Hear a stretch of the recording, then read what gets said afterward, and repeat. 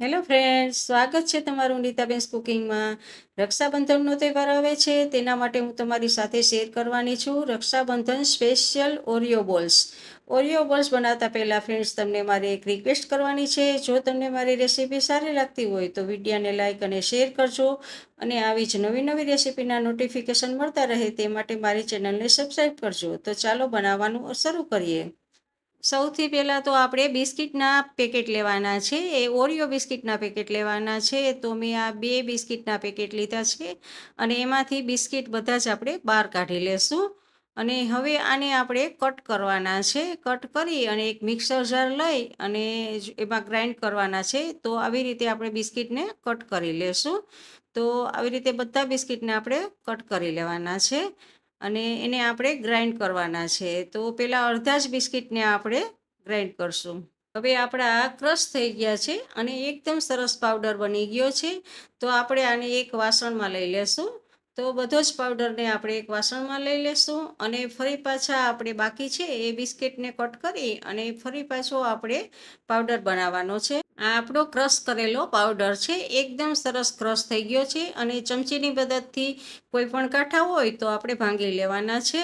આવી રીતે એકદમ સરસ પાવડર બની જાય પછી આપણે એમાં 1 ચમચી જેટલું એમાં ઘી એડ કરવાનું છે, અને સાથે 1 ચમચી જેટલું આપણે દૂધ પણ એડ કરશું.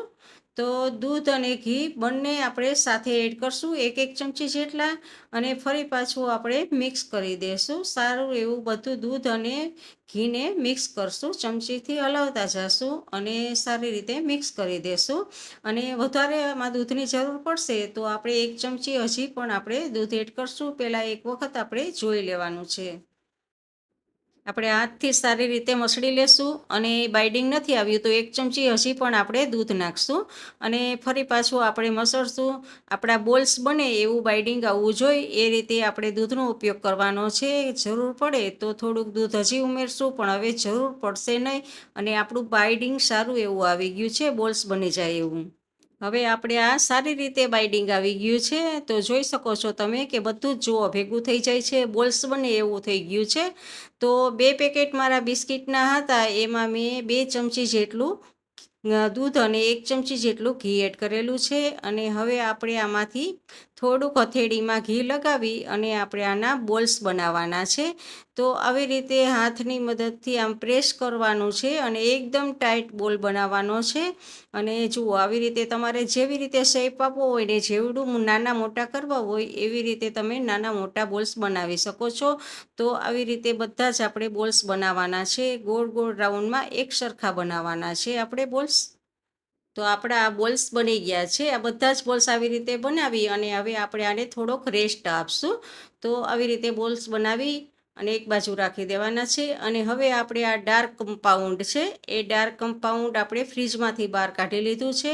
રૂમ ટેમ્પરેચર ઉપર આવવું એ ખૂબ જરૂરી છે. તો આગલા દિવસે આપણે એને બહાર કાઢી લીધું હોય છે, અને ત્યારે જ આવી રીતે આમ ચપ્પુની મદદથી આપણે કાપી શકીએ છીએ, કારણ કે આનું આપણે લિક્વિડ બનાવવાનું છે. આપણે ડાર્ક ચોકલેટ છે એને લિક્વિડ કરવાનું છે.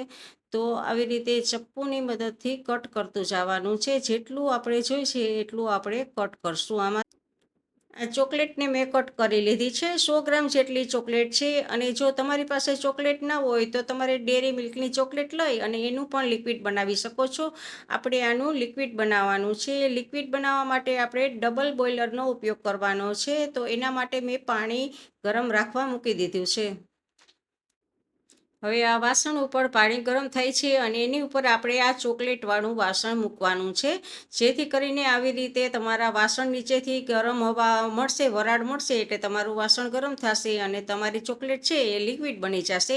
તમારી પાસે ઓવન ન હોય તો આવી રીતે તમે ડબલ બોઇલરની માફક મદદથી તમે એનું લિક્વિડ બનાવી શકો છો. તો આવી રીતે આપણે લિક્વિડ બનાવશું. તો લિક્વિડ બનાવવું સાવ સહેલું છે, આવી રીતે તમે કરી શકો છો.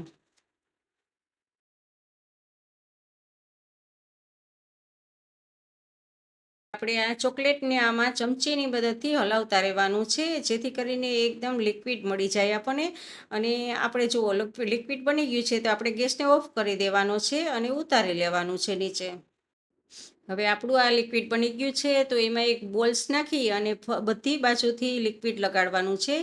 કારણ કે બોલ્સને આપણે કોટ કરવાનો છે લિક્વિડથી. તો જુઓ આમ ચમચીની મદદથી આખા બોલ્સને આપણે કોટ કરી લેવાનો છે આવી રીતે આમ. અને સારી રીતે કોટ થઈ જાય એટલે આપણે એક નાના ચીપિયાની મદદથી બોલ્સને કાઢી લેવાનો છે અને એક પ્લેટમાં આપણે રાખી દેવાનો છે. અને આવી રીતે આપણે બીજા બધા બોલ્સ હોય છે એ બધા જ બોલ્સને આવી રીતે એક પછી એક આમાં નાખતા જવાના છે અને આપણે બધા જ બોલ્સને કોટ કરી લેવાના છે. તો આવી રીતે બધા બોલ્સને આપણે કોટ કરી લેશું. હવે આપણા બધા જ બોલ્સ કોટ થઈ ગયા છે અને હવે આને આપણે 15 મિનિટ માટે રેસ્ટ કરવા મૂકવાના છે. તો 15 મિનિટ માટે એમનેમ આપણે આને છોડી દઈએ. વ્હાઇટ ચોકલેટ છે, આપણે વ્હાઇટ ચોકલેટને પણ આવી રીતે કટ કરશું અને જેટલી આપણે ડાર્ક ચોકલેટ લીધી છે એના કરતાં અડધી આપણે લેવાની છે. તો આપણે આ 50 ગ્રામ જેટલી વ્હાઇટ ચોકલેટને આવી રીતે આમ કટ કરશું અને આનું પણ આપણે લિક્વિડ બનાવશું. આ વ્હાઇટ ચોકલેટને પણ આપણે ડબલ બોઇલરની મદદથી લિક્વિડ બનાવશું. બની ગયું છે તો હવે આપણે ગેસને ઓફ કરી દેશું. હવે વ્હાઇટ લિક્વિડને આપણે આ બોલ્સ ઉપર ચમચીની મદદથી આવી રીતે આમ લગાવશું. આમ થોડું થોડું લગાવવાનું છે, નીચે જાય તો જવા દેવાનું છે, નહીંતર આવી રીતે આમ ઉપર આપણે લગાવતું જવાનું છે. બધા જ બોલ્સની ઉપર આવી રીતે આપણે વ્હાઇટ લિક્વિડને આપણે લગાવી દઈશું જેથી કરીને ઉપરનું ટોપિંગ ખૂબ જ સરસ લાગે. જુઓ આ બધા જ બની ગયા છે. તો ઉપરથી હું આવા પિંક બોલ્સ મારી પાસે છે તો એ બોલ્સ હું ઉપર આવી રીતે આમ રાખું છું. આ ઓપ્શનલ છે, જો તમારે રાખવા હોય તો રાખી શકો છો, નહીંતર એમનેમ પણ સરસ લાગે છે. તો આવી રીતે બધાની ઉપર હું બોલ્સ રાખીશ. તો આપણા આ ઓરિયો બોલ્સ બની ગયા છે. આવી રીતે તમે પણ ઓરિયો બોલ્સ બનાવીને અગાઉથી રક્ષાબંધન પહેલાં રાખો. તો પહેલાં તો જ્યારે રક્ષાબંધન હોય છે ત્યારે ખાંડ અથવા સાકરથી મીઠું મોઢું કરાવતા, એની જગ્યાએ સ્વીટ આવી.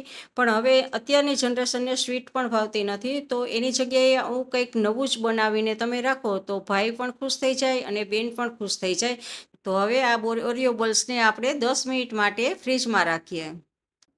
10 મિનિટ થઈ ગઈ છે અને આપણા ઓરિયો બોલ્સ છે એકદમ સેટ પણ થઈ ગયા છે. અને જુઓ તમે જોઈ શકો છો કે એકદમ સરસ આમ ફ્રીજમાં એકદમ કઠણ થઈ ગયા છે.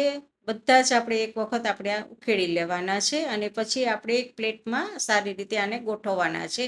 તો જુઓ ગોઠવશું તો જોતાં જ હજી ગોઠવીએ છીએ ત્યાં જ એવું મન થઈ જાય છે કે જલ્દી સરસ ખાઈ લઉં એકાદું એવું. તો ખૂબ જ સરસ આપણા એવા બોલ્સ બનીને તૈયાર છે. ફ્રેન્ડ્સ, તમને મારી આ ઓરિયો બોલ્સની રેસીપી કેવી લાગી તે કમેન્ટ કરજો અને જો ગમી હોય તો વિડીયોને લાઇક કરીને તમારા ફેમિલી મેમ્બર્સ અને ગ્રુપમાં શેર કરજો અને મારી ચેનલને સબસ્ક્રાઈબ કરવાનું ના ભૂલશો. આવજો, બાય. ફરી મળીએ એક નવી રેસીપી સાથે.